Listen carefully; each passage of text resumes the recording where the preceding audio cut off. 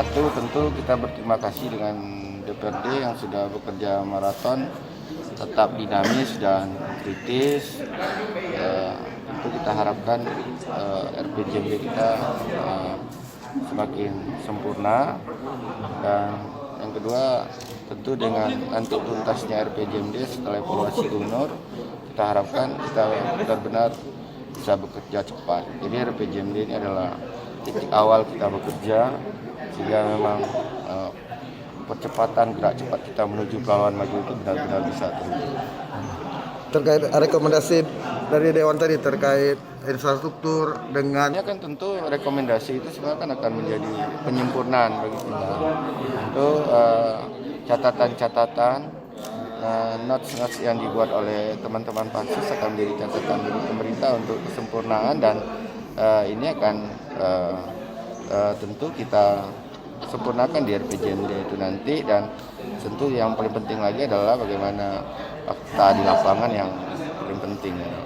Nah, saya pikir ini sejalan dengan visi misi kita, catatannya sejalan dengan visi misi kita. Mungkin di dalam dokumen-dokumennya ada yang tertuang atau tidak, ini yang mungkin disempurnakan. Tapi secara umum apa yang disampaikan teman-teman adalah sejalan dengan visi misi yang sudah kita kampanyekan dan sudah kita tetapkan. Ini menjadi draft RPJMD yang hari ini disetujui menjadi rancangan peraturan. Program unggulan yang cukup disoroti tadi Pak Bupati terkait pupuk dan bibit gratis yang harus tepat sasaran, dan lebih rinci lagi bagaimana kira-kira? Ya, kalau terkait pupuk tentu ada berapa kriteria. Nanti kan tentu ada kriterianya. Ada petani miskin, ada, kan tujuan kita adalah satu adalah benar-benar dengan adanya stimulan pupuk. Ini sebenarnya kan stimulan pupuk. Pendorong bagi masyarakat supaya masyarakat itu kita punya kebun sawit luas tapi produktivitasnya rendah. Nah, kalau produktivitas rendah artinya kan duit yang didapat petani kan kecil. Kalau duit ini dapat kecil kan daya belinya akan kecil.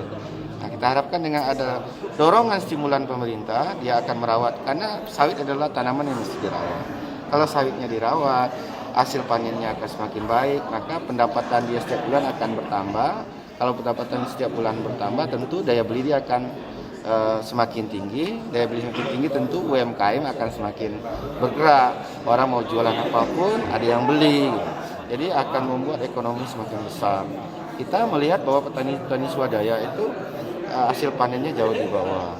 Nah, jadi ini stimulan. Jadi stimulan itu ya pendorong. Jadi kalau petani misal punya 2 hektar, tidak 2 hektar. Nanti ada skema-skema yang kita siapkan.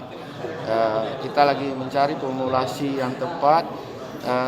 Skemanya sudah dapat, sampai nanti pupuk apa yang kita terapkan.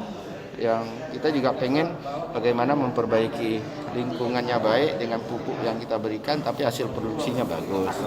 Ini yang kita kejar ya. Kalau untuk bibit tentu kita prioritaskan tentu buat petani miskin, buat orang miskin. Jadi kalau ada orang miskin punya tanah tapi mau tanam sawit nggak bisa, diberikan bibit.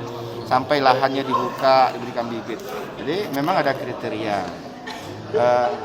Ada juga masyarakat misalnya mau buka lahan supaya menghindari kebakaran hutan, alat berat disiapkan pemerintah. Ya, berat disiapkan.